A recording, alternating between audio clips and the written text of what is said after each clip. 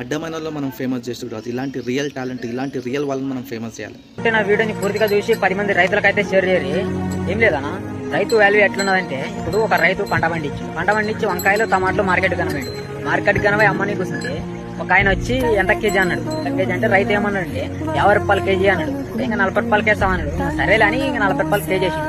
ఆయన ఏం చేస్తుండు, కూర్చుని ఆయన ఏరేరు పెడుతుంది, టమాటాలు ఏరేరు పెడుతుంది. ఇంకా పెట్టకోకలని ఇంకా మళ్ళీ కేజీ అయిపోయిన తర్వాత రెండు ఎక్స్ట్రా కూడా వేయాలి.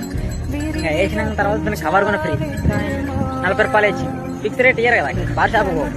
బార్ షాప్ లా ఒక బీరు పోయి అడుగుతారు అది కూడా బీరు ఎంత నా అని అడుగుతుంది. 150 రూపాయలు అంటే ఇంకా బేరలు ఆడారు 140కి ఇస్తావా అనేసి కదా అన్నారు.